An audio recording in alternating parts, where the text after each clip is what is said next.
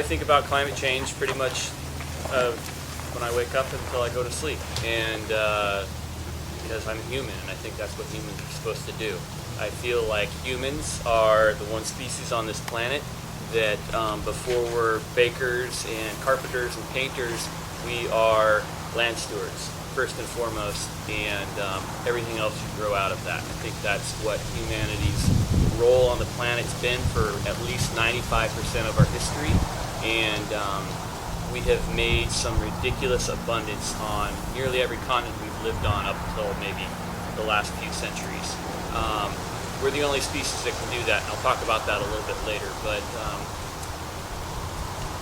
I think that's what it means to be human, is to interact with the land and make it better, not just for yourself, but for everybody, to let it blossom for everything that lives on it.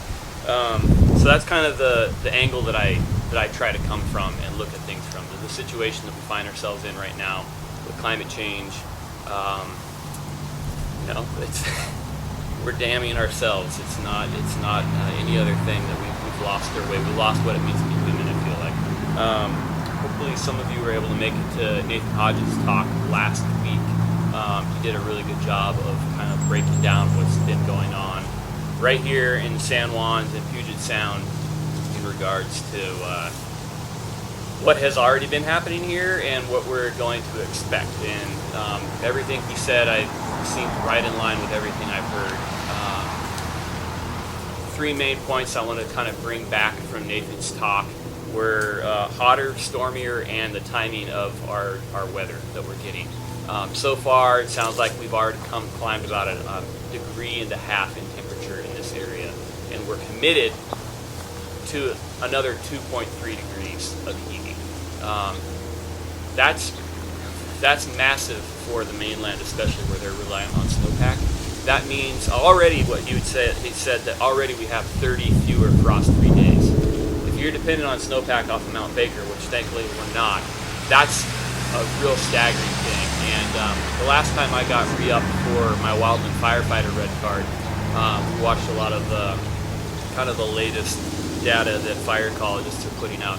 And they're saying that for the West Coast, in the last several decades, not even several decades, the fire season has grown by 3 months.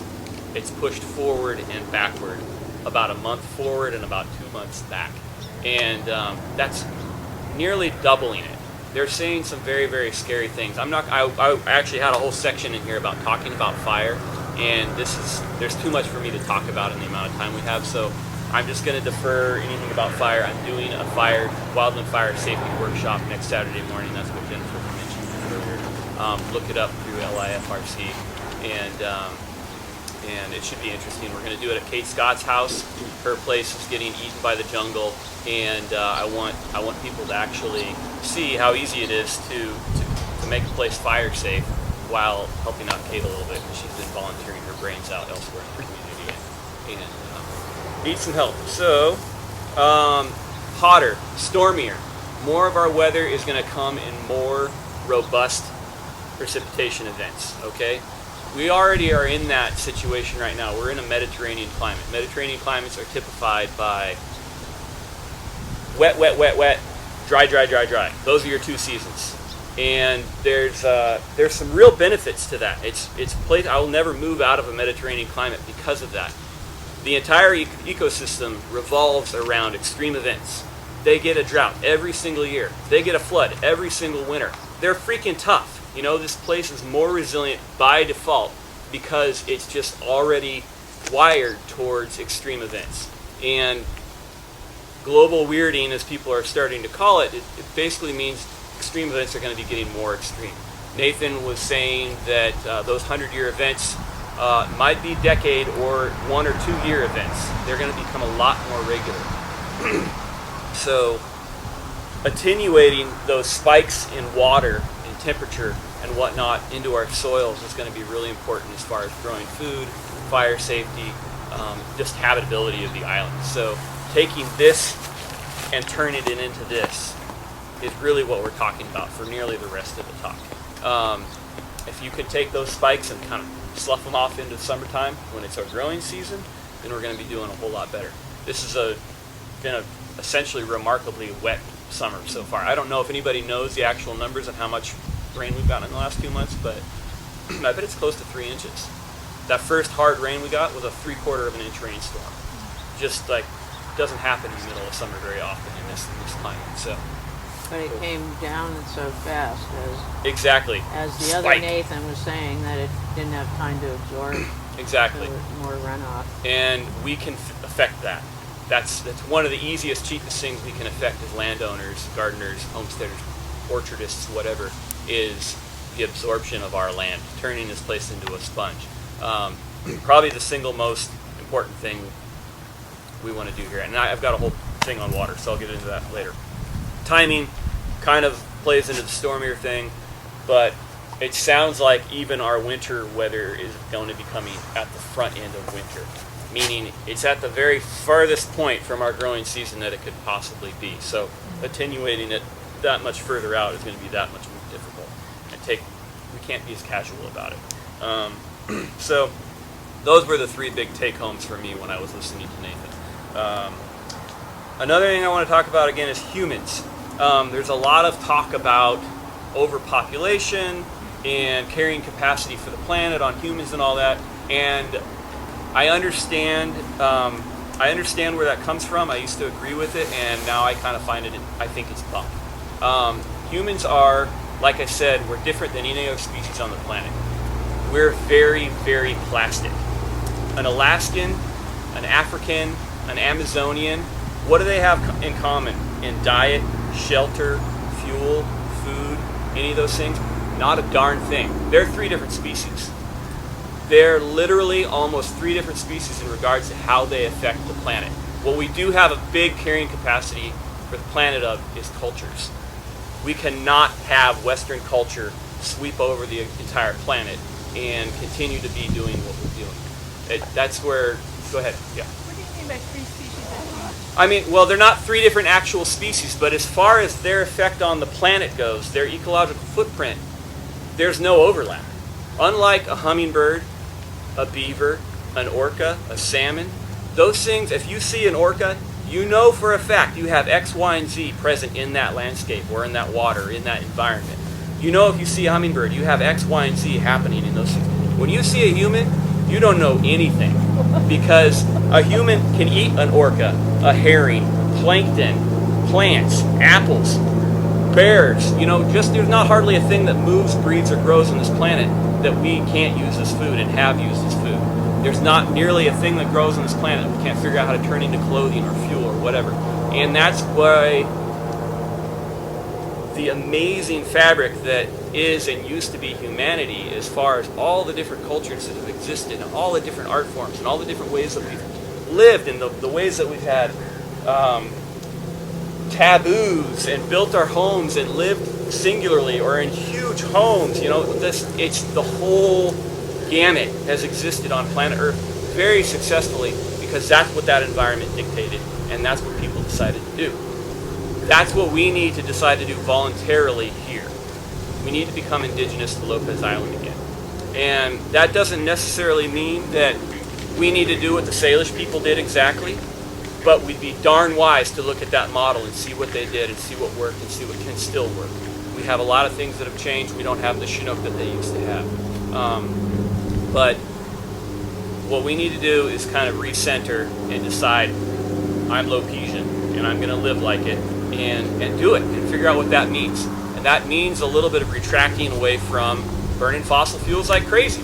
And that's not what this talk is about. This isn't like a preventing climate change talk. This is a surviving it talk.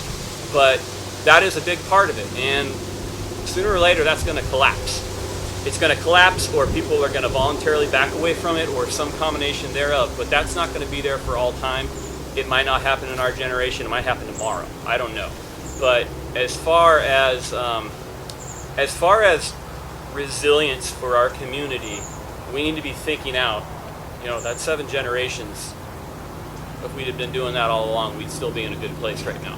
But So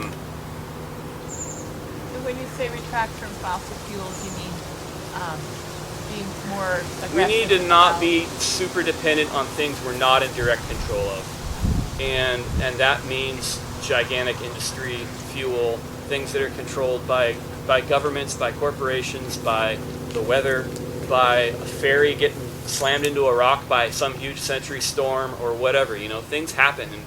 And again, back to that wildfire thing. I'm pretty adamant about that wildfire thing because I lived in California and Eastern Washington.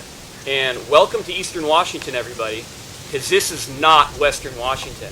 We get 19 to 25 inches of rain on this island. Spokane gets 35 inches of rain, okay? This place on a dry summer is freaking scary to me. The fuel densities in here are really scary. That's some of the healthiest forest on the island right there, and I just walked over there about an hour ago. There's fuel laying around in there everywhere.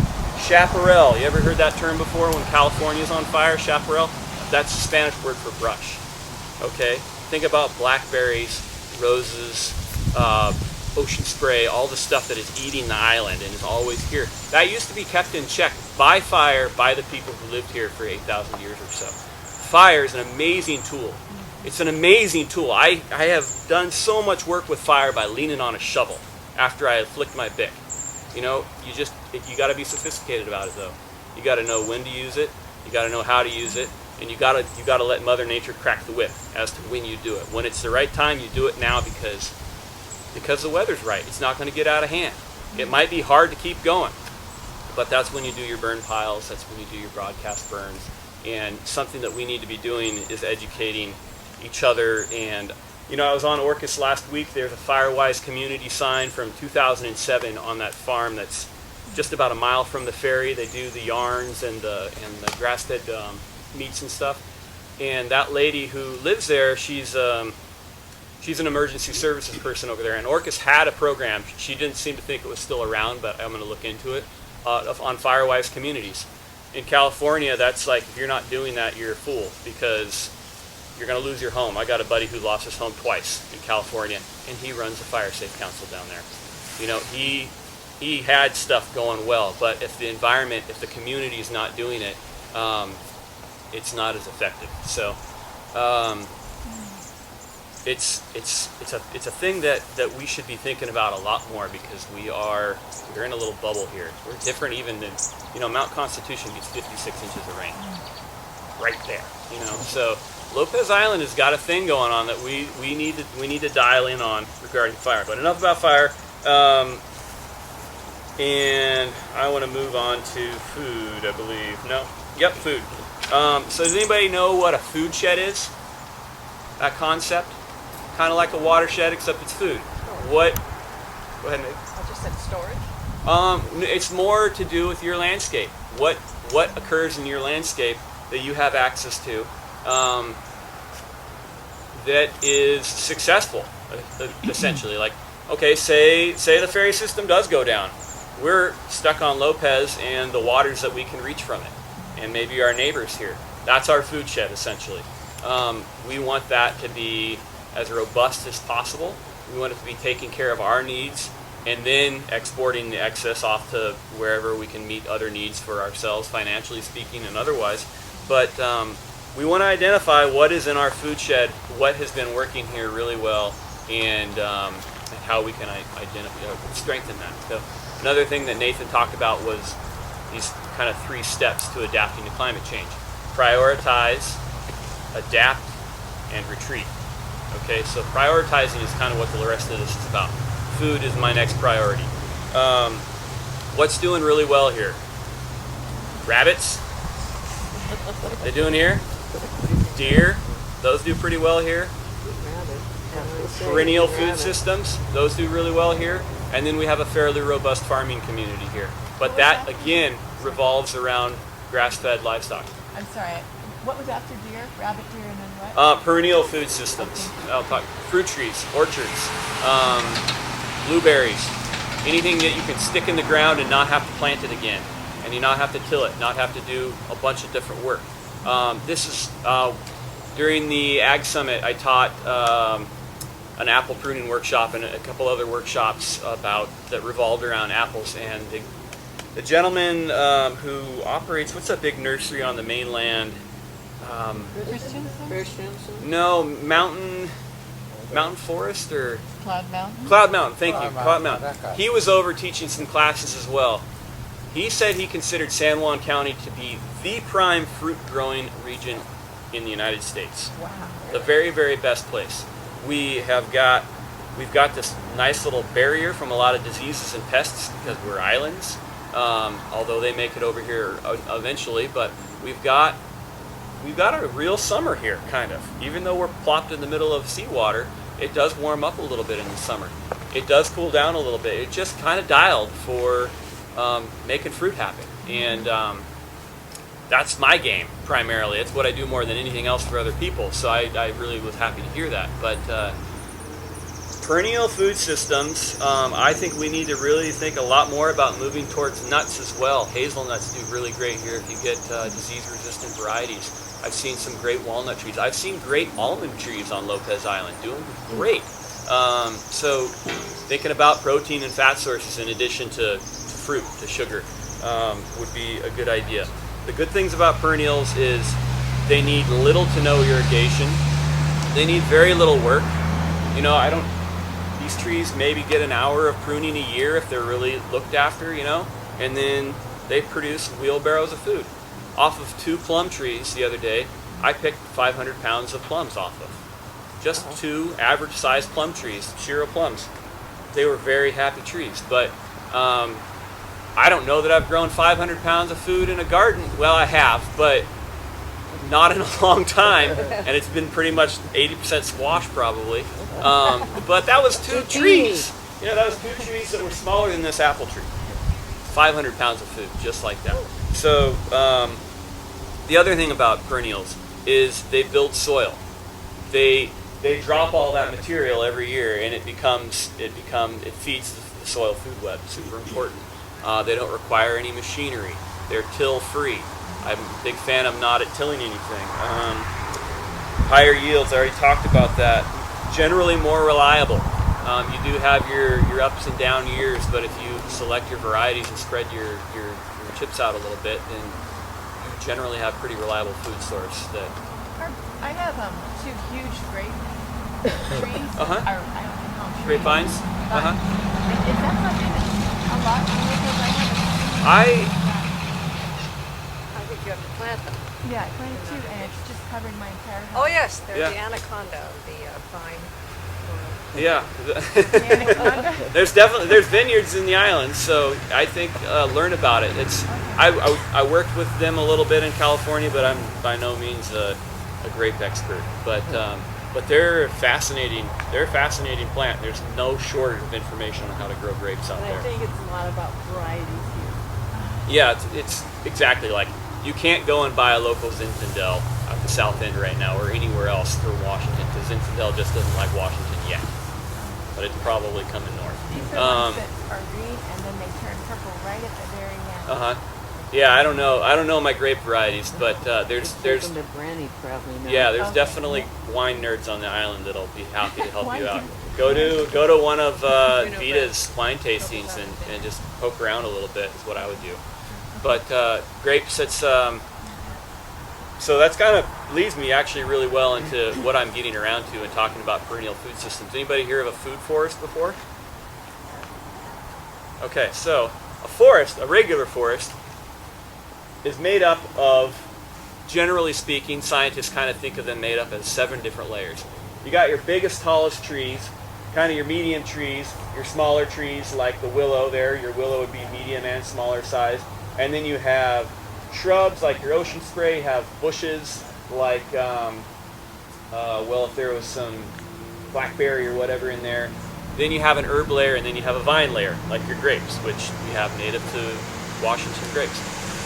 Every one of those layers, every one of those tiers, you can recreate that with edible plants. Okay, you can do walnut trees as your overstory and standard apple trees as your medium, or you could just do 3 or 4 of those layers. But the idea is nobody's done anything to grow that. Okay, that's just kicking butt all by itself. That's a lot of productivity over there. Look at what we ate cones, we'd be going for it. If we ate needles, we'd be stoked, right? Okay, that's all happening all by itself. Nobody's watering it, nobody's pruning it, nobody's fertilizing it. the idea is that if you can pattern your agricultural system on that, then all you do is go in there and eat and harvest food and firewood. And it's not quite that simple, but if you're sophisticated about it and you have the time to let something like that develop and pass on to generations to come, you end up pounding out more food than you can, because you have stacked minimum 7 different yields on top of each other. Stacking functions is a really important thing in permaculture. Yeah, go ahead. Well, I'm very excited listening to you. Uh-huh. It's my passion also. And I guess one thought I had was about, maybe you include this, but like we have so much disturbed land here. Mhm. Like, we don't take a place like that. No, we no, look no, for no. The No. places that are more. Yeah. Yeah. So that's another concept in permaculture, is site repair. Okay, rather than go into God's country and then carve your homestead out of it, you go into something that got tore up and build on top of that and heal that first. And then you don't have to feel guilty about cutting down trees or doing whatever. That green wall over there is a little bit less natural and healthy than we all might have been led to believe as well. So there is some effect that we could really do positive stuff in there. That represents to me not just a scary thing, but a massive opportunity for improving our soils and getting some really great building material out of, and leaving a gorgeous forest after we're out of there. Okay, there's ways to do that. I'll try to talk about that a little bit in the next workshop. But our forests, there's a thing in permaculture, the problem is the solution. Okay, you identify what your system is, what's scary, what's not working, what's a pollutant, what's this, what's that, what's a problem in your system, and turn it into a benefit. Okay, wood can be a scary fuel, or it can be heating your house, right? There's a lot of different ways that you can take things and like Tai Chi, kind of like move that momentum back around so that it's helping things out. So your issue with that is just that there's too much wood in there? Is that? There's a lot of dead wood. If you can't see most of it because of that green wall right in the front of it, but there's downed willow trees in there. Every branch, you see how most of those trees don't have limbs on it for 2/3 of the way up? Well, all those limbs are on the ground. Okay, half of them have rotted away, but there's a lot of fuel in there. You can't even walk around in there. And native people burned their forests really regularly because they hunted. They traveled from village to village. They needed to have good forage for deer. They needed to get around. That was their yard. So they kept things open. And after several thousand years of them doing that, everything adapted around that. And that's not just Lopez Island. That's not just the western United States. That's the whole continent. That's the whole of South America. That's the whole of Europe. That's the whole of Australia. That's how humans worked for a very long time. And that's how the majority of forest ecosystems, I would say, and savannas and grasslands revolved around people going out and lighting things on fire every couple of years at a very specific time, in a very sophisticated way. Not very, but you feel it in your bones. When things are not when they're gonna burn too well, you don't do it. When they're not gonna get going at all, you don't do it. But down in California, really fantastic book that'll change how you think about the world. It's called Tending the Wild. And it generally revolves around what was done by native people in California. But 80% of that book is fire. How they harvested willow and basketry materials, acorns, poppy seeds. The people down there, they harvested teeny weeny poppy seeds from California poppies, not these big things that we grow, by the truckload in baskets. They wove giant granaries on top of boulders so that they were up out of roads. They filled them to the top with poppy seeds and tarweed seeds, which aren't hardly any bigger. Okay, not even getting started on the acorns and other stuff they did. And they did that with fire. They were just really good about timing things. Sorry. Yeah, no, this is a conversation, so, yeah. I was just thinking about a statement and a thing I read about the fact that there's more life in dead trees than there is in living. What's that now? That there's more life supported. In dead trees, absolutely. Yeah, that's, So how do you balance that? well, I'm not saying take down snags, but if there's dead stuff on the ground, it's Okay. good to use it. But I created 5 or 6 habitat trees just this month by girdling nice otherwise living trees that were in a place where they were better off, filled with woodpeckers and bats and moths and et cetera, et cetera. that's a really good point. There's a huge dearth in old snags because of the logging industry. Cut them all down. They were culled out, and it takes a long time to make a snag. You know, our Gary oak trees, you know, the old saying on oaks is 150 years to live, 150 years to die, 150 years to fall down. That's a long time providing different habitats to all these different things.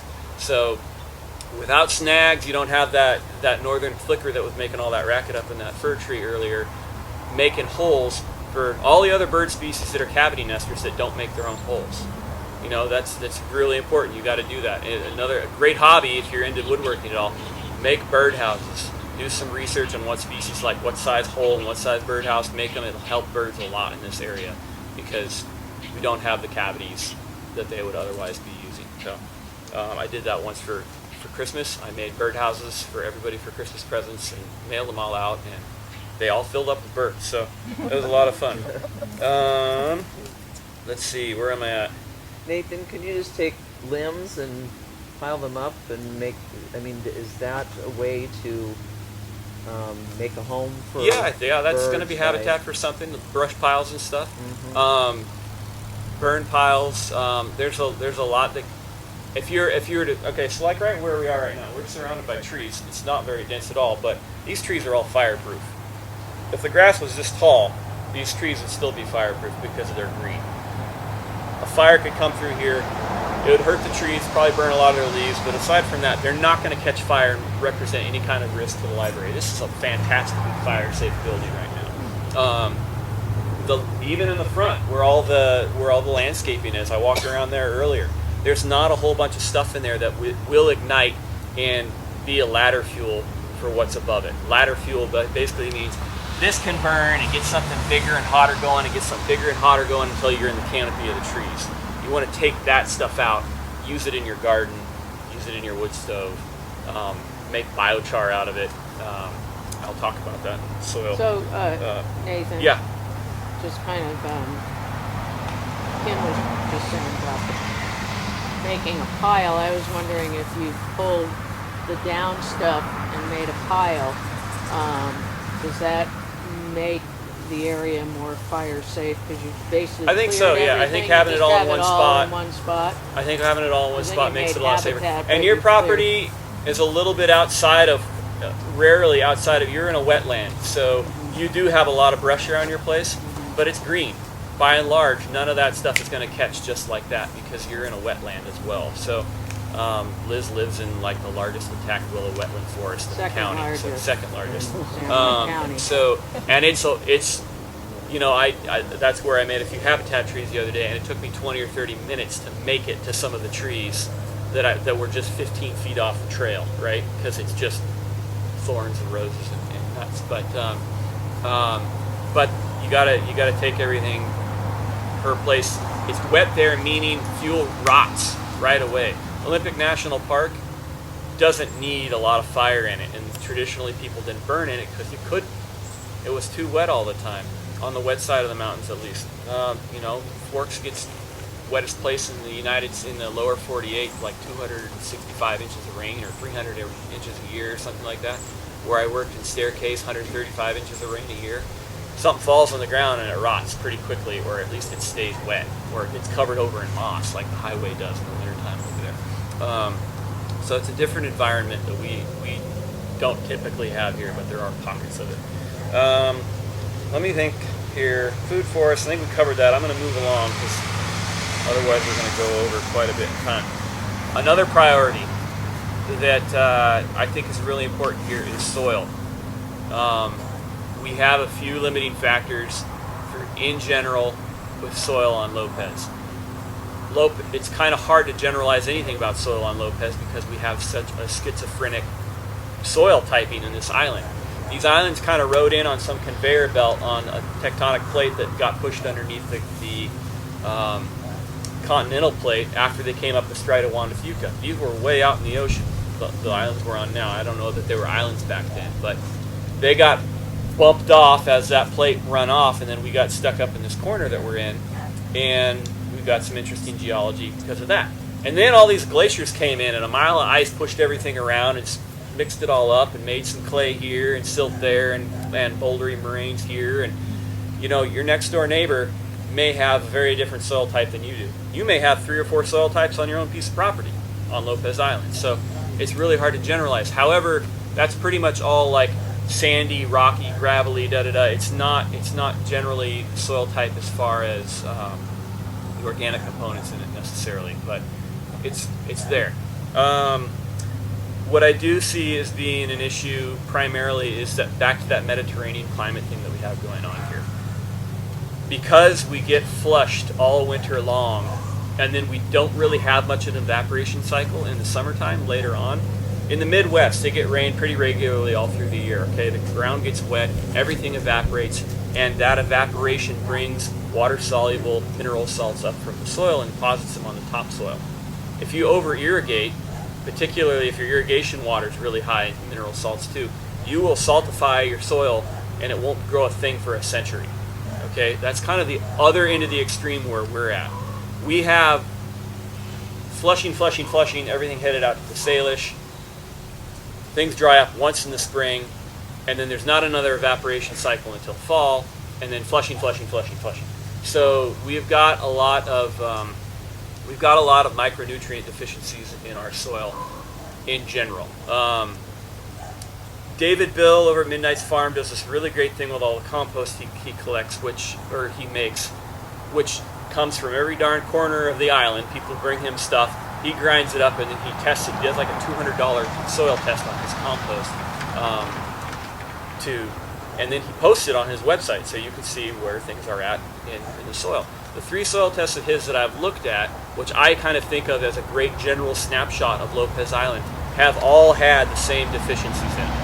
Okay, I can't rattle off from the top of my head right now what those are right now, but you go to the website, check it out. Better yet, get your own soil tested. I am all about do-it-yourself everything except soil testing. Actually do a good soil test and send it off to somebody, because you can do guesswork for 7 years before you finally stumble on that silly little magnesium deficiency or whatever that's causing this problem that you have every year to happen. It's $70 or something like that, and it's worth every darn penny. I'm really a big fan of doing soil testing for at least micronutrients.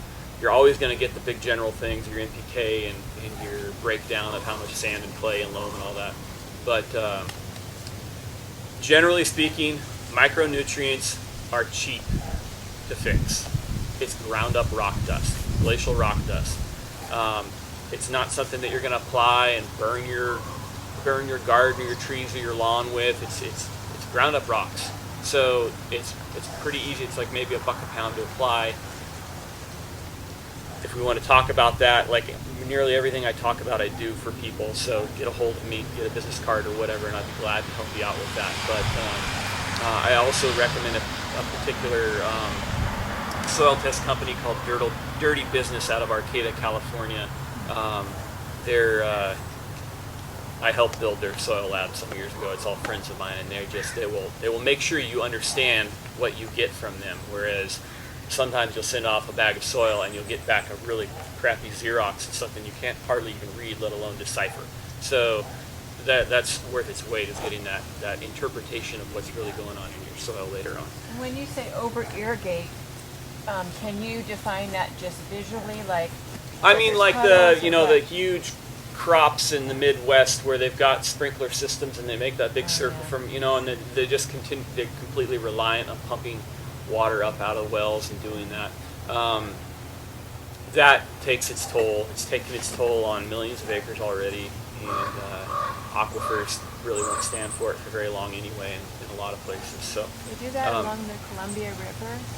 I was just working in one of those towns right along the Columbia River. I don't know if we have those problems anywhere in the West because of our wet winter, because that can get flushed out. And I've been told by several farmers, when I talk about using seaweed or something in a garden, people are, well, what about the salt? I've had several farmers that don't worry about the salt. There's never, ever been a problem in this region before. So I've never worried about it. I've put all kinds of seed products in my gardens. Never been an issue. I worry more about Fukushima now. Yeah, right, exactly.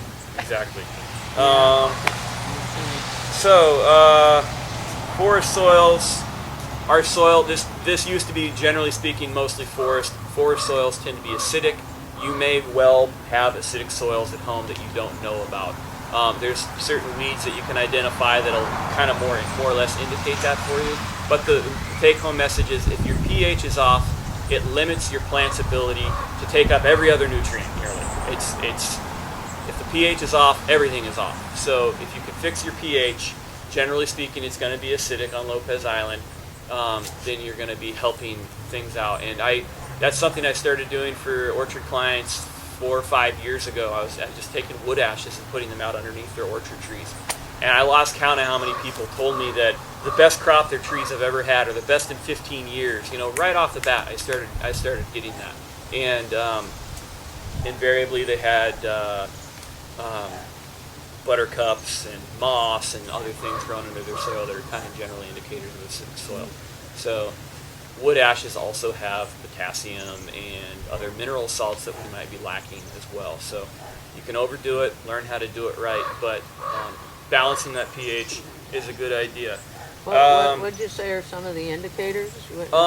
Just curious. You know what? I thought I saw one. Well, moss is one, although I don't know. Moss is also an indicator of things being really wet. There's moss growing in here.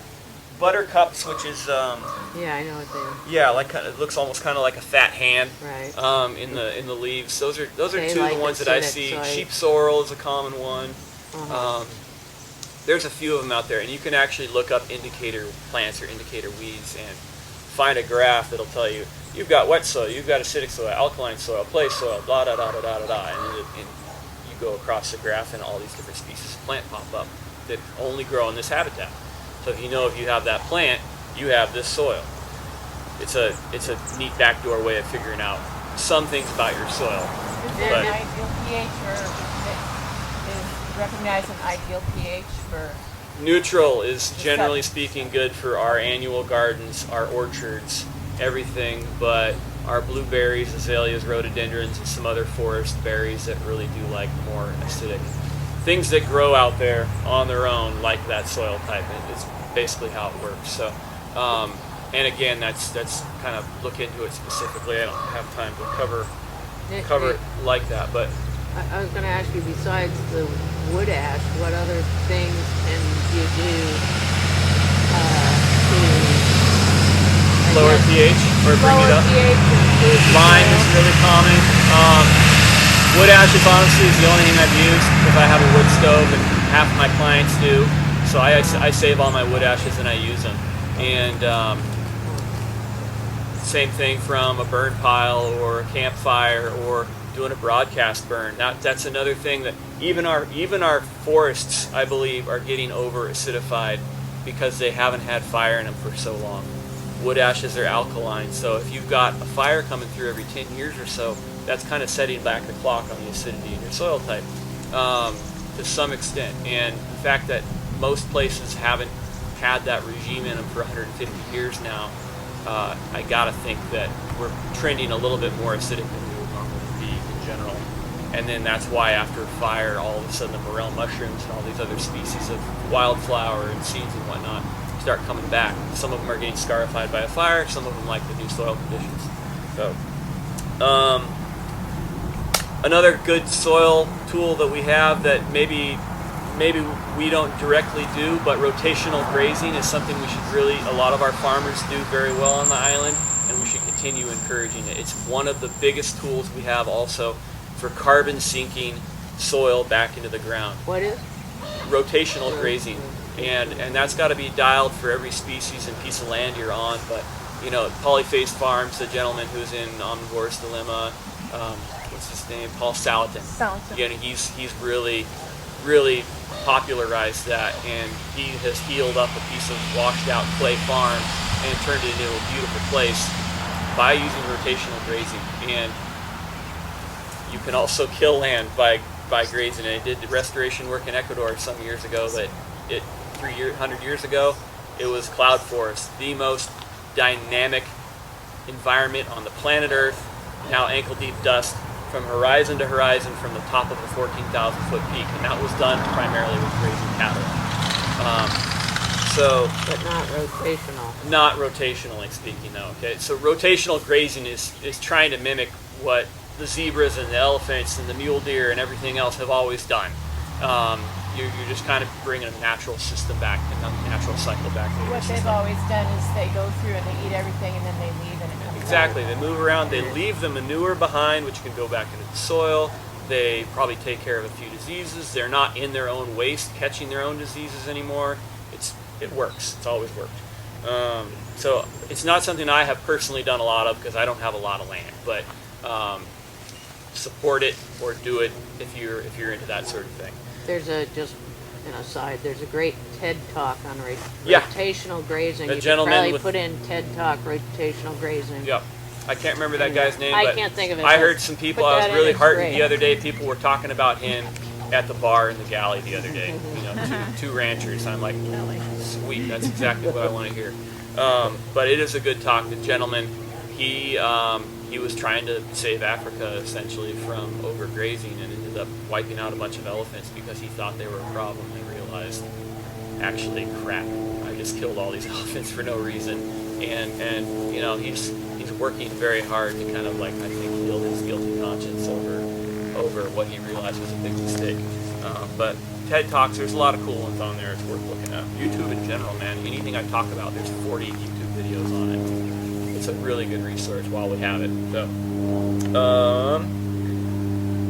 tools and resources, rotational grazing, I already talked about. Water harvesting. Another good way to put more organic material in your soil is grow more stuff on it. You need water to do that. I'll talk about that later. Forest byproducts. Nearly everything in there that's a hazard can be a resource. Hugelkultur beds. Anybody heard of those before? It's a German term. I know Lori has. You take woody material, you dig a ditch or even put it right on the ground, and then you fold it over with soil and other compostable material, and you end up with a mound that could be big or little or whatever. They're all scalable. But you end up with a spongy layer, essentially, from all this rotten wood that's retaining water into the summer. It's also breaking down and composting slowly, meaning it's creating a little bit of heat, warming up your soil, and allowing you to plant maybe up to 2 weeks earlier than you otherwise could. It's a great way to, instead of take all that carbon, burn it, and then put it back into the atmosphere, instead you could put it into the ground, and a lot of it's going to rot and end up in the atmosphere anyway, but a lot of it's going to turn into humic acid and be there for a very long time.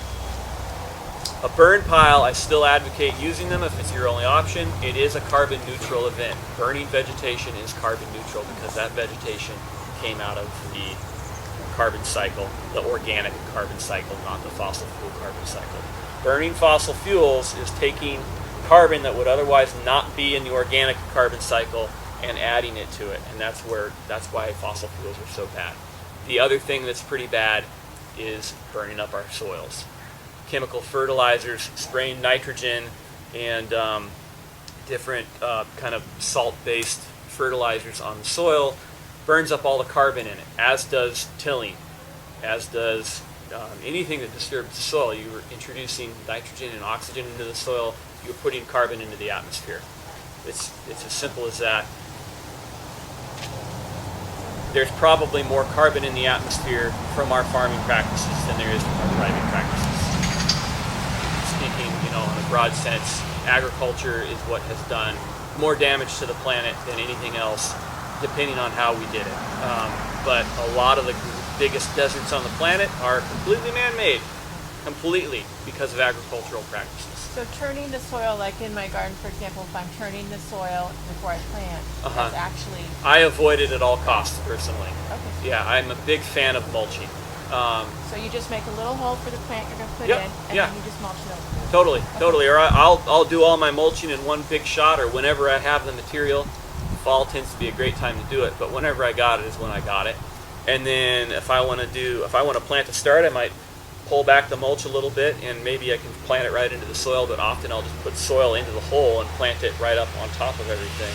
There's a lot of different ways to do it, or you can make a furrow and fill that with soil and direct seed into it. There's a lot of great book written back in the 50s from by a woman named Ruth Stout, How to Have a Garden Without an Aching Back.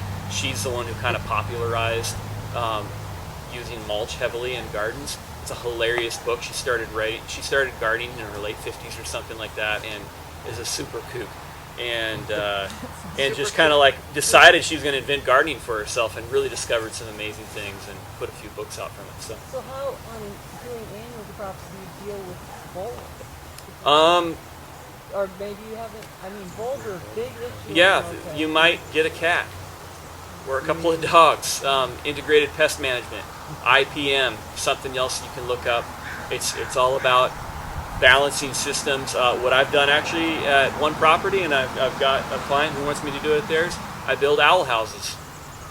And I build a really cool cedar shake house, and I put it up in a tree that looks out over the garden, and hopefully barn owls move into it. That's one of our species that they're not getting the nesting habitat that they normally have.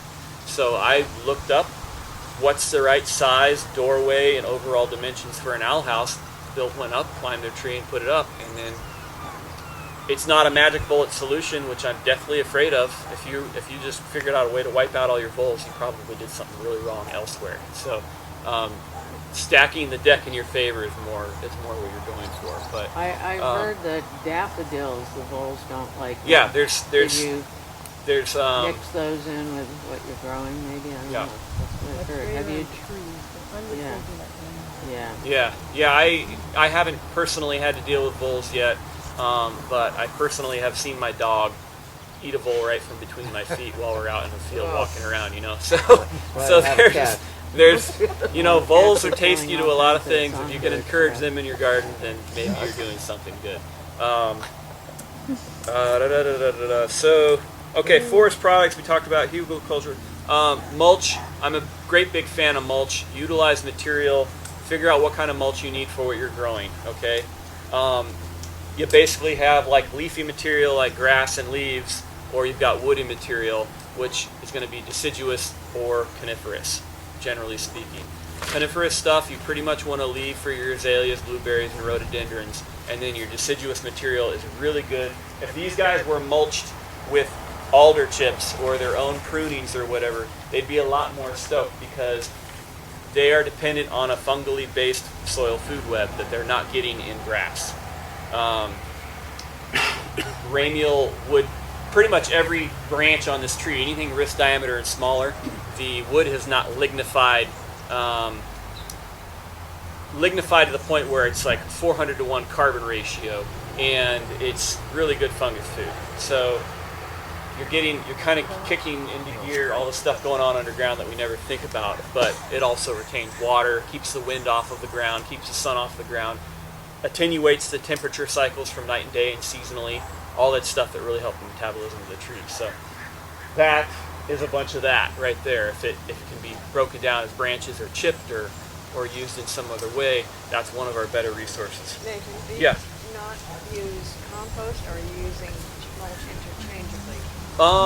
Compost is great. Compost requires work to make, and I do use it as a tool, but it's as a last resort.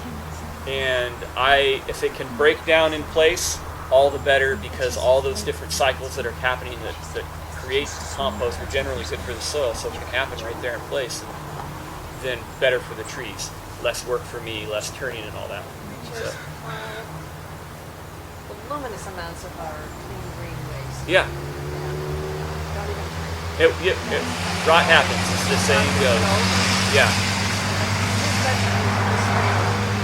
Right. And that's, looking at our wild model again, that's how that whole forest works. It gets mulched year-round, especially in the fall. But soil works by taking food sources from the top and bringing them down with organisms that live in the soil. It only very rarely. We have to Someone go. waiting Yeah. home for dinner. I understand But totally. it It was good to such see you an all. Thank you. awesome talk. Thank Yeah, you. I betcha. Bye, gals. So that's how Mother Nature has always worked, because gravity.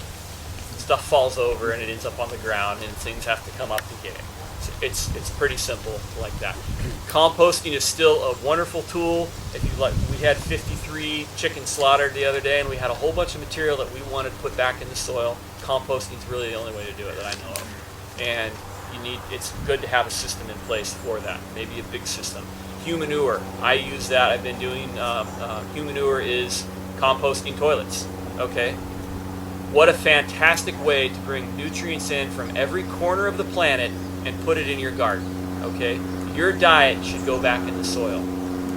And in a place where we're lacking this and that, we have this gigantic machine overhead that's just bringing stuff in from every corner of the world. Put that in your soil, man. It's really easy to do. I will be happy to help anybody put together a composting toilet situation. It's very easy to do, and luckily the cheapest, simplest systems work the best. I've utilized the ones, I've seen $3,000 compost machines that they work, but they're a machine still. You know, what you need is a 5-gallon bucket, a compost pile, and a bunch of I carbon. was just going to say two of the nutrients that are really lacking in San Juan County are calcium and I think it's phosphorus. Uh-huh. They're both in our urine. Yeah, exactly. Urine. Put those compost down in the composting toilet, and then it goes into back to the. There's entire trees. books, not just on the Human Manure Handbook, by the way, fantastic book on doing that. There are books just on using urine, because there's actually more in urine than there is in feces as far as micronutrients go. Anything that's water soluble, that's where it leaves our body. So All my urine goes in the compost. it's exactly. It does. Or it can go directly into the orchard, or in certain cases directly into the garden. Save it. So One thing I just Liquid noticed. gold. Oh, sorry. Is, yeah, there's a book called Liquid Gold on using urine in the garden. Yeah. I just noticed that I have a lot fewer voles this year, and I didn't have time to turn the soil. I just planted them in Yeah. little holes, and the voles are like less than half of what I usually. You know, that's another thing. Back to your whole thing, they don't like urine. We collect all Okay. our urine, but I have a 2 acre I've heard I have a specifically 2 they don't acre like dog or fox urine too. You can Right. get that somehow, but garden. And I appreciate you telling me. yeah. Oh, and rabbit urine. Voles and rabbits don't get along, so using rabbit droppings in your garden may be helpful. If We'll you know see somebody on who out keeps along rabbit, or if Fish you want to Bay go around this picking place. on Yep. I got a bunch All in the right. yard at home. I'll get started. There's an angle. You just have to figure it out. Biochar. I'm not going to go too deep into that, but charcoal, if you can make charcoal and put it in your soil, it's stable for 50,000 years, more or less. As a carbon source, if you take a piece of charcoal this big and you were to unfold it, it would be as big as a football field. That's how much surface area is folded up inside of a piece of charcoal from all the cell walls and everything that's in there. That is housing for microorganisms that create most of the nutrients that most of your plants need. So turning a lot of that, if you could do it in a cool way, into charcoal and put that into your soil or onto your soil, you're gonna do. I've heard of trials in Washington State on apple trees of orchards that they're on a 5-year plan of applying biochar of like 2% per year, whatever that means. And by year 3, they stop all other forms of amendment and fertilizing because the soil just is so packed full of life that everything is being made.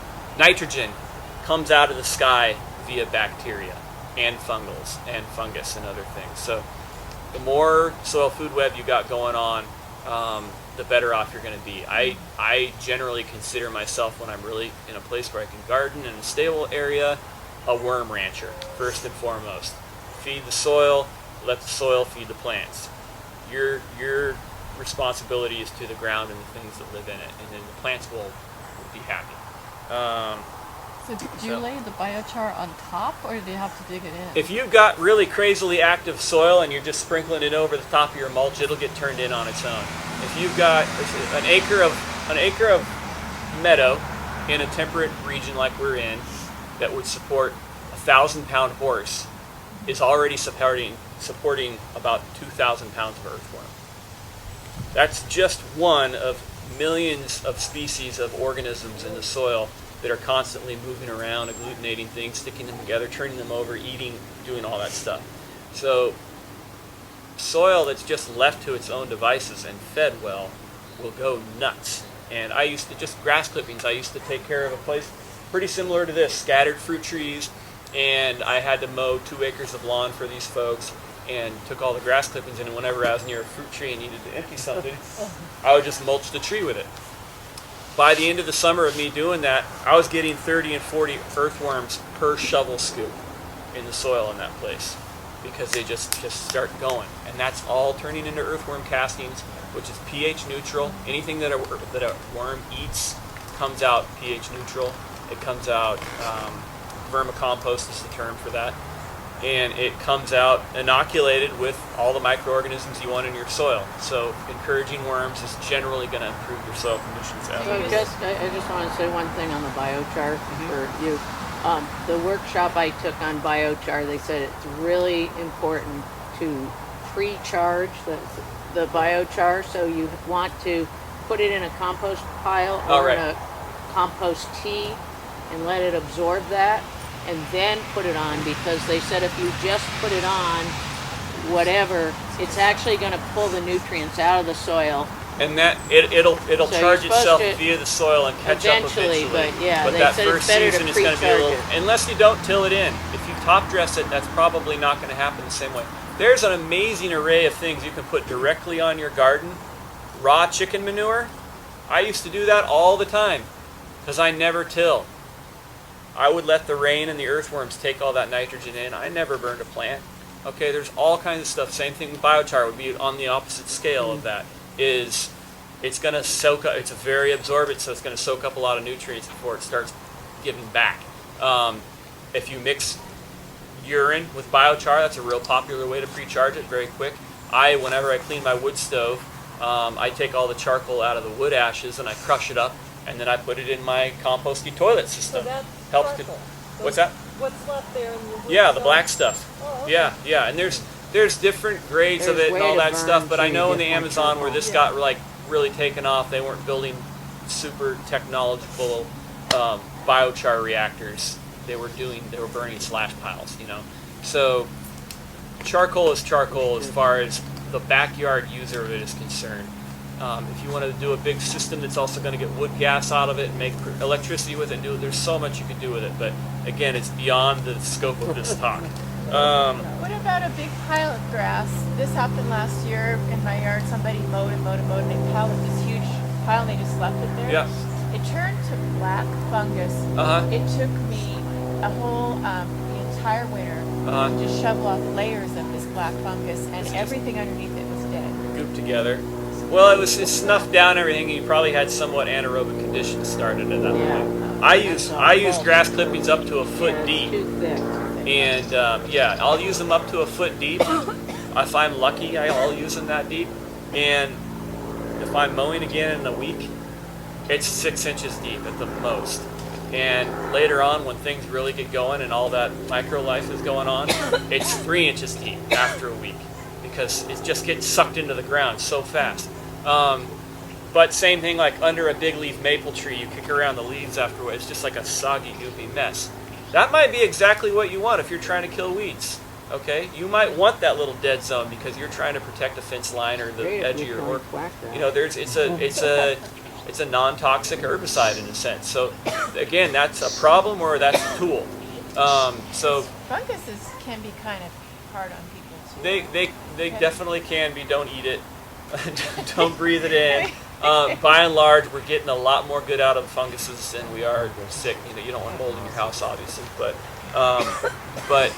that's kind of the phylum that we're beginning to understand is basically running the planet. It's fungus. Terrestrially speaking, is fungus. It's Every always darn in charge. tree in here is connected to every other one via a mycelial network underneath us right now. In the forest, you walk around, every step you take, you're affecting about 800 miles of mycelium. Okay, it's there. It's the nervous system of the planet, and it's also there's been a lot of studies where they've seen a maple tree, a Doug fir, and a madrona all living amongst each other. One of those trees gets stressed.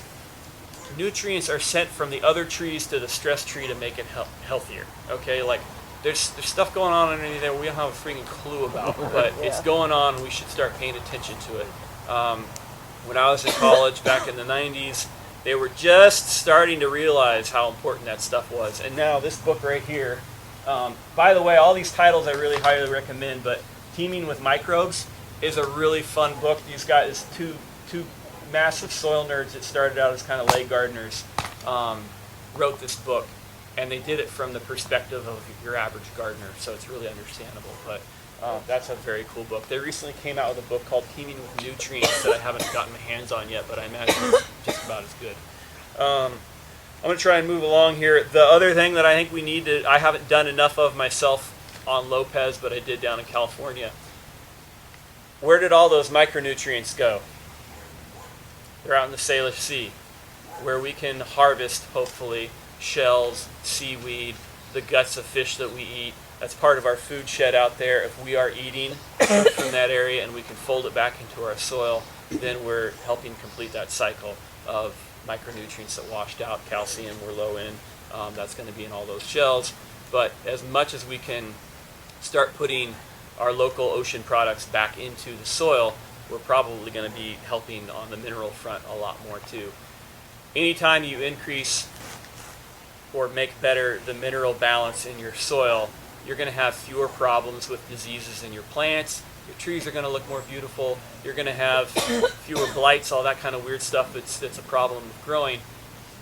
All that's making it into your diet too, meaning you're going to catch the cold less often. Your kids are going to have stronger bones. You're going to think more clearly. Okay, that is your nutrition. What you're putting into the soil is your diet. So think about it in those terms. Quality of life goes up. Really interestingly, on that note, during World War I or II, if you were to map out all of the people that were considered unfit for service to be drafted, where they lived on the country, it matches almost exactly deficient soils in the country. Back when we ate locally almost exclusively, people who lived on poor soil were less healthy to the point that they wouldn't even be drafted. So that's how important having good soil is. It doesn't really work anymore because half of our food comes from Mexico or China or something like that. But it's really interesting. I want to get yours at Walmart. Liz, I can tell you can say that. Humanure, I already talked about it. Like the Humanure Handbook is a great thing, and I would love. Actually, the author of the Humanure Handbook is so awesome. He made it so you could download the entire book for free off of the internet. So there's no excuse to not go check it out. Okay, water. Yeah, go ahead, Liz. No, I was All right. just going to ask you if you were going to get back to that point that you made about harvesting water. That was just what I was The Water Spirit's about to harvesting. move me. I feel a sermon coming on. Water. Again, welcome to Eastern Washington, only drier. We don't have as much water as I would. It's my closest thing to a reservation on Lopez Island as I have is how much water we have here. That being said, we have plenty of water, so long as we think about harvesting it. We will be damning ourselves if we end up over a barrel because of water. It's an easy thing to deal with, and if I had one wish, one of two wishes on Lopez Island, it would be we would all put our heads together and turn this place into a sponge. It's not very hard to do. It could have been done almost incidentally as we did infrastructure throughout the islands as places were built, and needs to be done as we build things in the future, place roads, houses, everything. Miracle of miracles, and it freaking falls out of the sky. You know, it's just so in our face, we almost kind of ignore it. Almost, we take it for granted.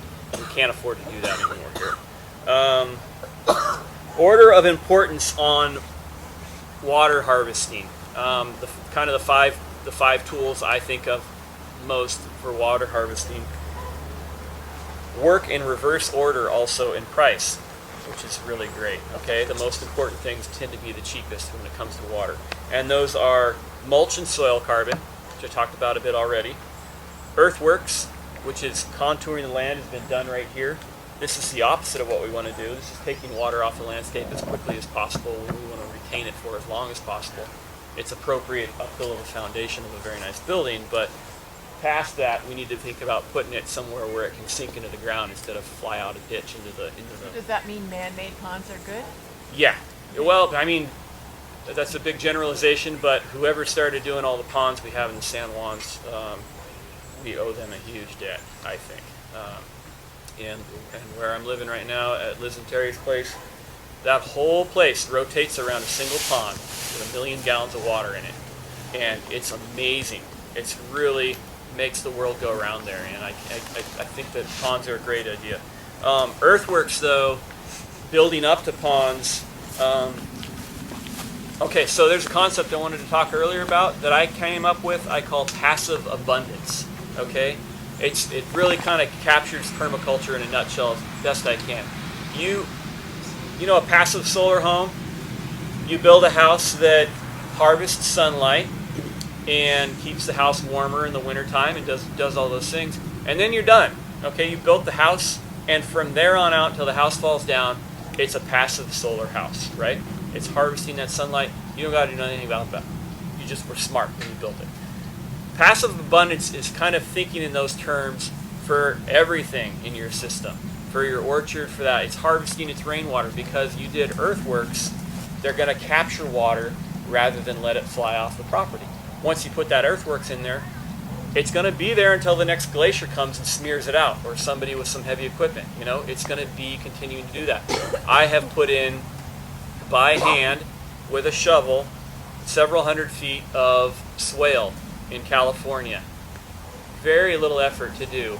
And I'd say since I've done that, millions of gallons of water have probably been harvested and put into the ground, and will continue to be doing that until after I'm dead. It's like planting a tree, only even longer term. It's passive abundance. You can think of it in terms of harvesting mulch out of your trees, harvesting rainwater, harvesting sunlight, harvesting soil, harvesting anything, any energy that is needed to keep your thing going. I call that passive abundance. So earthworks are the rock solid foundation of passive abundance, and it needs to be done. If you're going to be doing a new building project, a new garden, a new orchard, if you're going to be affecting the lay of the land in any way, you want to be thinking about gravity and where does water flow and where do you need water to be. Swales are a good way to do that. The earlier you can do it, I guess what I'm trying to say, the better, because if you build your house already and you've got to want to put a swale right through the middle of it, you've got a problem. Next, gray water. I was helping a friend set up her shower the other day, which was down. She had an outdoor shower. Great idea, big advocate of those, except hers was down on the lower edge of her property. She could pump water anywhere. About 30 yards uphill of her shower, she had a great annual vegetable garden going that she has a problem getting enough water on. Her shower could have been plopped right in the middle of that garden, and every single time she takes a shower, her garden is getting watered, right? Not to mention whatever nutrients might be in the soap or whatever if you're using appropriate things. But a little bit of siting things differently could have meant that her garden probably never needed to be watered in the summer because it was getting water incidentally from showers. So utilizing gray water, again, it's a thing.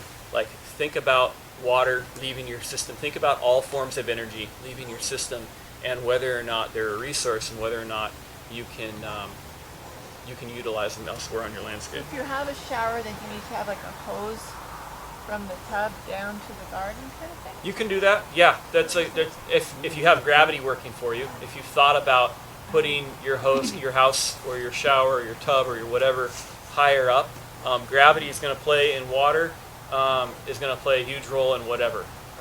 So ponds, another thing. If you're going to carve a pond out, you want to do it as high in your landscape as you can and still allow it to fill up with water, because then you can let it flow to other pieces of your property without having to use pumps.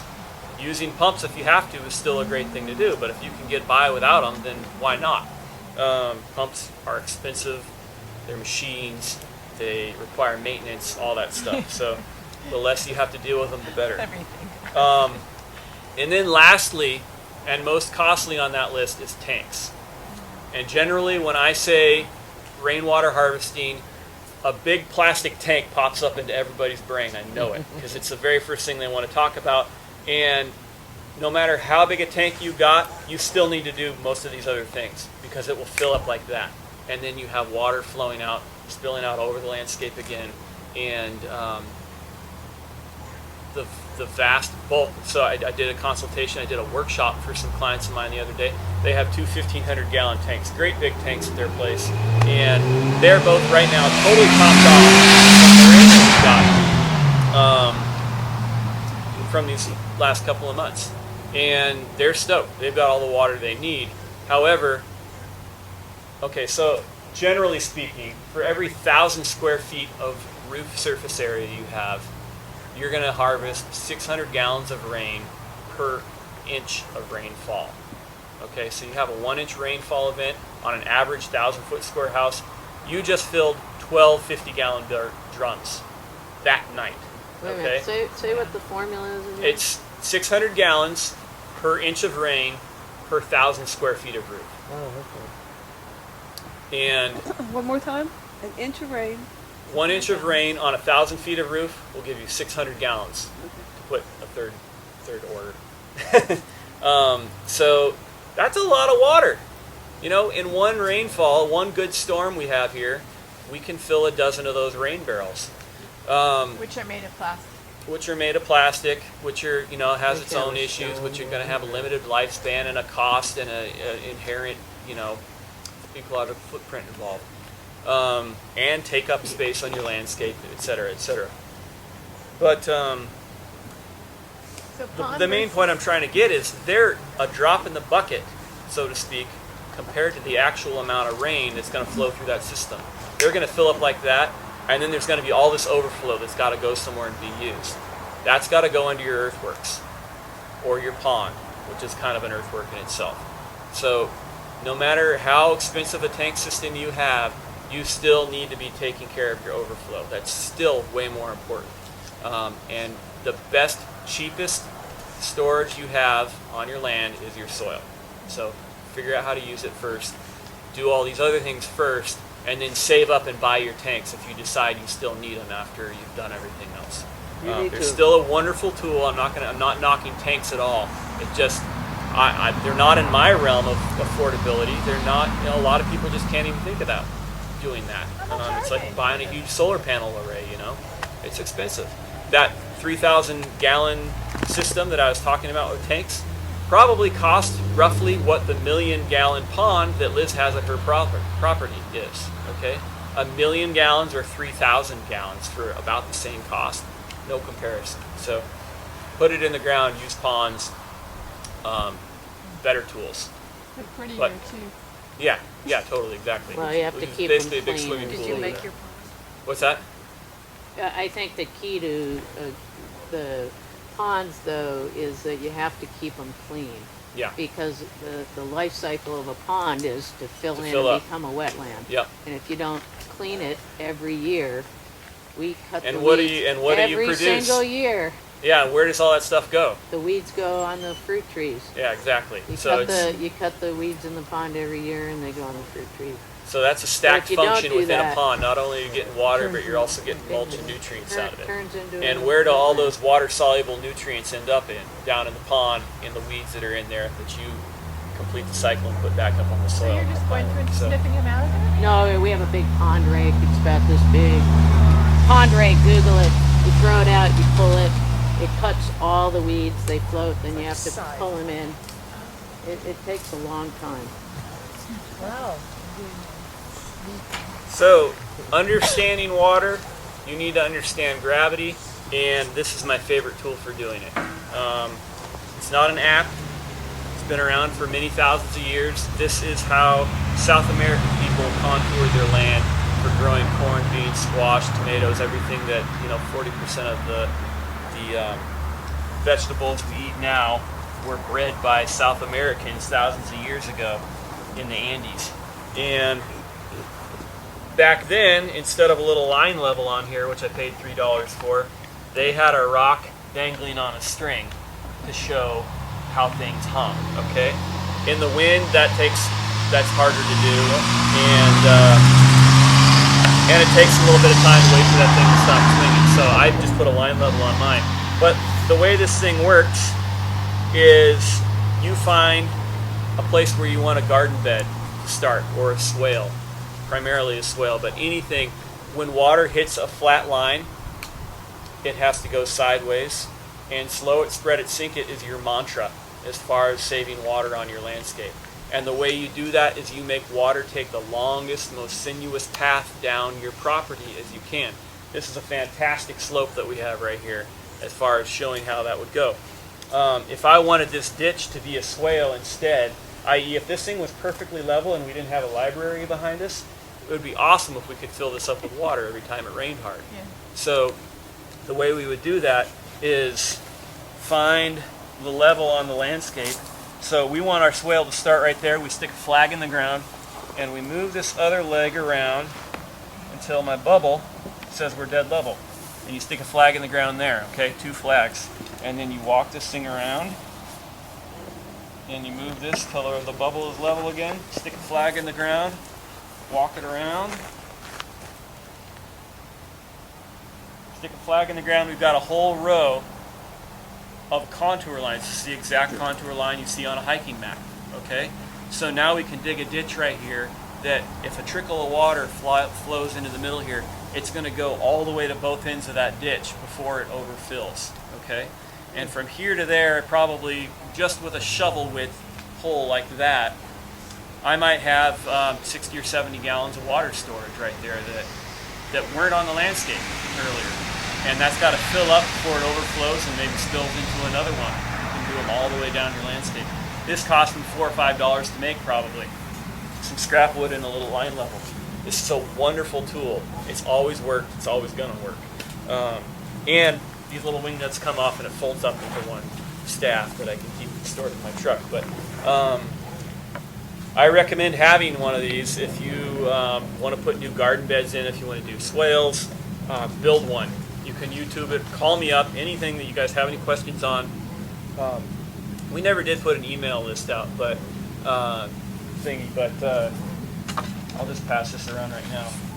If you guys want to be let known of any other classes I teach or whatever else, I try to teach several a year, and generally speaking, they're a little bit more specific to water or fire or something like that, and a lot less general today. But I will also be happy to answer any questions or give advice or whatever. Just shoot me an email and put it on there, I guess. So A-frame, I just wanted to point that out. That's a real important tool to me.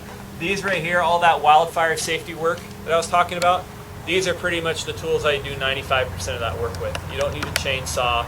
You don't need heavy equipment. And primarily just this tool right here. If it fits in here, and I can cut it, and I can reach it, then it's gone. That's pretty much my rule. If it fits in there, then it's small enough to burn, and if it's within 8 feet of the ground, then it's a ladder fuel. And this is both my tool for removal and my tool for measurement. You can go through it. It's remarkably fast. It's so much faster than using a chainsaw. And I've pruned nearly 2,000 trees with this one tool. So get good tools. I bought this before I was a professional pruner, and it still works great. So you're making the tree taller. You're cutting off the low part and making it go up. Raising the canopy. Okay. Yeah, where that's appropriate. But I'm also, that whole brush pile right there.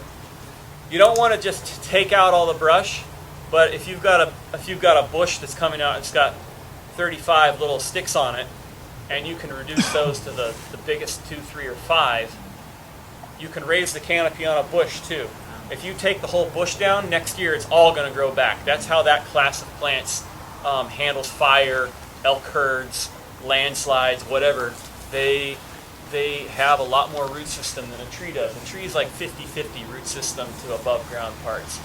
Grass is like 5-to-1 root system to above ground parts. Those are somewhere in between.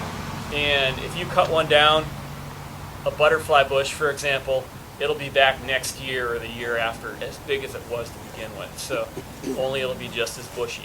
If you cut it and kind of turn it into a mini tree, all the new growth happens up off the ground. So this is a really good tool for that. And this is a Barnell, whatever. It's a good one. I don't buy wooden handled loppers anymore because I've broken so many of them. But this is a $28 pruning saw. And this has pruned a couple hundred trees probably. The saw that came in this thing has pruned probably about 1,500 trees. You get a good tool, it'll last a long time. So this right here, another soil building tool that I invented. I call it a wormhole. There's my friend Gail is a lady in the Saturday market who's selling these things. You take a bucket roughly this size, maybe even smaller. You drill holes all around it, big enough roughly so you can stick a finger through it. And then you bury it in the ground, right up to the top or into your mulch. And then you put a lid on it, like a dinner plate or a glass lid from a big pot or something like that, or something with a lot of weight on it if you want to keep raccoons out. And all your kitchen scraps go into it. And you bury it right in your garden where you want all your compost to go. Okay? Instead of making a compost pile, or in addition to making a compost pile, you bury a dozen of these per 2 people in your family, and then all your kitchen scraps get directly loaded into this. The lid goes on, and you keep adding to it till it's full. When it's full, you go to the next one that's several feet away, and you load that till it's full. By the time you've worked your way through all dozen of them and come back to the first one, it's empty. Everything you put into it is in your soil already, as vermicompost, or slug poop, or something else, but something came in there and ate it and deposited it on your soil. And in the form of the best possible kind of compost, vermicompost, and you didn't have a pile to turn. You didn't have to source carbon to make your pile from sinking. All you had to do is bury something and walk away and continue to fill it. I've done several dozen of these in Arcata. I did one 1.5 years ago, just behind those trees actually at Tom and Gail's house. We did a dozen for them. They took 2 of them out because they decided that they didn't even need more than 10 for the raised beds that I did for them. And now Gail is making these big crazy glass sculptures at the Saturday market for lids that are going on them. But I got a bunch of these on the side of the road for free the other day. And why does it need the bucket though? Why can't you just do it with a hole? You probably could, except the hole would collapse in on itself eventually. And then you can't put a good lid on it for keeping rodentia and whatnot out of it. So it's just a good way to keep other things in or out rather than it in. Yeah, because I've noticed I've buried things I thought pretty deeply, and the critters still found it. Yeah. And if you've got a real rat problem or a raccoon problem, you might need to get stainless on it or something like that. But it's a very simple. I originally came up with this idea because there's an inventor in Arcata who does sunfrost refrigerators. A lot of people who are on solar power systems use those because they're very efficient. And he had a wine barrel that was, full-size wine barrel with a hollow tube down the middle of it that was perforated, and then soil all around the edges that he would put his kitchen scraps into, and then he had a clear plastic dome over the top to let sunlight in, which would help with thermal composting as well. But he had one going there for, the barrel was rotting away, and he was growing strawberries all around the edge of it just based on kitchen scraps. So, but he was selling it for $300 or $400. So I just decided to take these and then put them in a larger bucket at home. And then I was like, well, why don't I just put it in the ground? And like I said, I've done it with dozens of them, and they work really good. So. Any issues with using plastic that gets heated up in the soil? Well, in the soil, it's not likely to get as heated up as it would sitting on the ground with the sun shining on it. Okay. And food's already getting grown and used anyway. So again, it's plastic. It is toxic. As far as I'm concerned, anything plastic is toxic. But I like a lot of other things are. Sam Bullock says over on Orchid, he says, choose your poison. Yeah, exactly. It's out there. Personally, I don't think something should be able to have the organic stamp put on it if it's packaged in plastic and it's wet. If it's dry pasta maybe or something like that. But it seems like there's some new funky chemical coming out of them we learn about all the time. So I'm getting off topic here. That A-frame, super important tool. Next most important tool for doing swales is a $12 shovel from the hardware store. You can do so much with just a shovel and putting swales in. You can backfill your swales in with wood chips or gravel or branches or any permeable material. We did a fuels treatment over at Tom and Gail's again last year, where an area about the size that we're all taking up right now, the 3 of us came in with barrel loppers, and a saw, and it was all very dense forest. And inside of 2 or 3 hours, we had the whole thing cleaned up, me and 2 elderly people, and every stick that we cleaned out of there went back into the soil. I'm going to tell Tom and Gail you called them elderly. Elderly, I thought that. they called themselves And that. it's on But video. I was kind of hoping they'd be here tonight because they're all about that, and they just ran with it, and their whole system we put together. So what over did you there do is- with it all? So I built 6 raised beds for them. That was what went in the bottom of that? Yeah, Yeah. that was okay. part of it. I didn't have anywhere near enough to fill those beds, Yeah. but I filled the bottom half of each one of those beds with any deciduous waste we had, plus a lot of the prunings from many of my pruning clients. Plus, we thinned out an alder patch and put more alder in it. So a lot of wood can go into 6 4x8 beds. And then I did a series of swales above their guest house that was just, they had a parking area smoothed out, so there was a bunch of disturbed earth going right into the uphill side of their guest house. So I did swales, you know, kind of like, say, if this is their guest house here, and this was all steeply sloped, raw earth, I cut swales across that, and any of the coniferous branches we just hucked right into the swales. And they were going to plant that all in deer-resistant plants, so it wasn't a high productivity area as far as producing fruit and vegetables. So I could use a conifer material there. Is that like when they do rice, it's like flat and then it goes down and then there's another flat ledge. And That's then one way of doing it. Yeah, like a stair step, like rice paddies are Yeah. done. Generally speaking, this is a little bit more like it. If you were to cut the land in half and look at it from the side, you'd see a sine wave. Okay, so you take out the earth and the cast off goes to the downhill side, which also raises the size of your ditch here.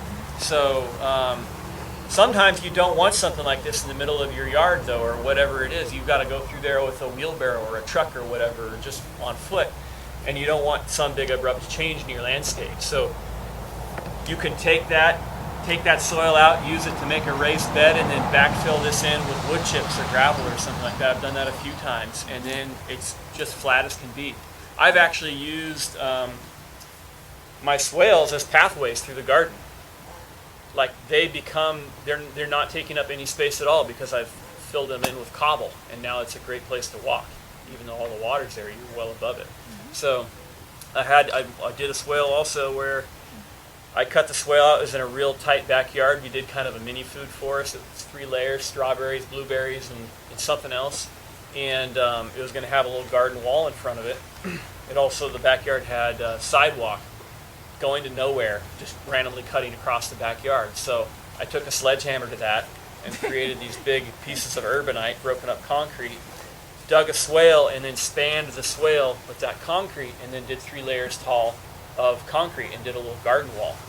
Underneath the garden wall was the swale, which had a gutter feeding into it, and because it was going down the slope like this, I actually stepped it.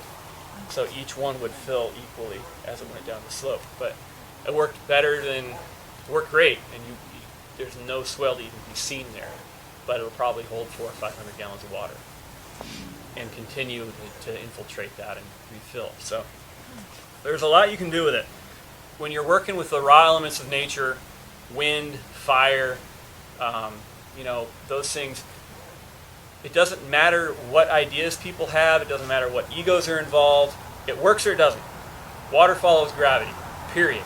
You have to humble yourself to that fact, or it's not going to work. And that's the beautiful thing about working with nature is, doesn't matter what you think. Nobody cares. Gravity does not care. Either you pay attention to what's real, or it doesn't work. And it's kind of refreshing, really. Another reason we really need to be working within our rain budget, which is how much rain falls on our landscape. 60% of the wells in this county are fossil water. Fossil water means they're not being recharged. When all that glacial material was on top of it, it pushed the land down something like 400 feet. The highest coastline that we can see so far before isostatic rebound from the land relifting after the weight of the glaciers is 430 feet up Mount Constitution or something like that. So the whole crust of the earth got crushed under the weight of the ice. and it broke up like piano keys and fractured quite a bit. And all those little fractures, when the ice melted, got filled up with water, fresh water if we're lucky in some places. And as things lifted up, they got sealed off again and they're not refilling. But we are still dipping our straw into them. And 60% of our wells, like I said, aren't getting refilled, or they're getting refilled with salt water at a staggering rate, according to what Nathan said last week. For every foot of water we're drawing out of a freshwater well, if it's infiltrating with salt water, for every foot we take out, 40 feet of salt water come up from underneath. So it's amazingly fast how much that salt water, and that has something to do, I believe, with the weight differences between freshwater and salt water, probably. But we can't rely on those wells for forever. Luckily, like some of the neighborhoods like Whiskey Hill, they're on a well system that is getting re-infiltrated. The wetland on Midnight's farm provides all the water for Whiskey Hill. So we need to identify those places. Midnight's farm is doing a fantastic job of stewarding that wetland, whereas somebody else might have just channeled all that water right off their property so that they had another half an acre of hay to harvest. So those need to be identified and protected as good as possible. In the very end, you can hire heavy equipment if you really want to go big.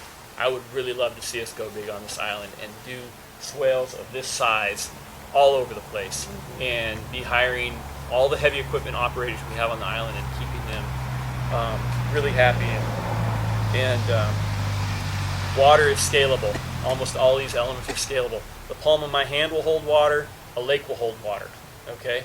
You can do nearly all these different things at different scales.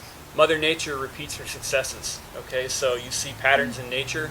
You see a little spiral in your teacup in the morning when you mix your milk in there. You see it in a galaxy. You see it in a flower head. You see it all over the place. If you can work those things into your garden, into your system, whatever, not only do they look cool, but they're probably going to work a lot better if you're understanding the concepts behind why those patterns exist. So, mulch. Okay, forest products. Nathan? Yeah. Can we bring it? Yeah, I actually just finished. Yeah, and then have just a few questions and answers. Yeah. Because I need to close the ahead, library Liz. at some point. Should people be watering grass on this island? I tend to not think so. Yeah, generally speaking, it's nice to have enough grass to put your hammock above. So or along something with like all that. these, should there be regulations on where people are using their water? Or I is don't that know. a slippery slope Yeah, to I be- think the reason I named my business Reverence Permaculture is because that's where all of our actions need to come from, and you cannot institutionalize reverence. Churches haven't been able to do it. Governments surely aren't even trying. It's got to come from each individual. It's got to be a personal relationship with things, and there definitely needs to be restrictions on doing stupid things, but. Well, education, like what you're doing Yeah. here tonight. I mean, Yeah. I think the more we educate people, Or lead I by mean, a lot of example. people just. You need to be don't engaged in the understand. landscape. And I know loggers that fell redwoods their whole lives that care more about the forest than people who never stepped foot in one, you know. And because they were engaged, they had a, you know, that could have been done in a sustainable way, really. But any level of engagement is better than no level of engagement. So education, secondhand or directly, is really important. Yeah. And Nathan, so I dug a pond on my property, and it doesn't hold water. But that water goes into the aquifer, so there's some value to that wasted exercise then. Yeah. Yeah. Yeah, and you can maybe line it with bentonite clay or something like that. But that's not a natural occurrence. Bentonite. So what am I adding to the whole system? Well, bentonite is clay. It's clay. Okay. It's really finely ground clay, like confectioner's sugar. Is my So what's understanding. better, a pond or me collecting water that doesn't go into runoff, but that's recharging the aquifer? It totally depends on your setup, and It's all local. Yeah, it's all local. Exactly, it's all Right. custom. And there's a thing called gley where you'll actually put a bunch of clay in a pond, put a bunch of corn kernels or something like that, and then keep hogs in it for a month or two, and they will actually seal up your pond really well. So Or you can that's, rototill it in. or you can till it in, or there's a lot of different ways Which to is go. what Any we other do. questions? All right, cool. Thanks for showing Yeah. up, guys. Thank Yeah.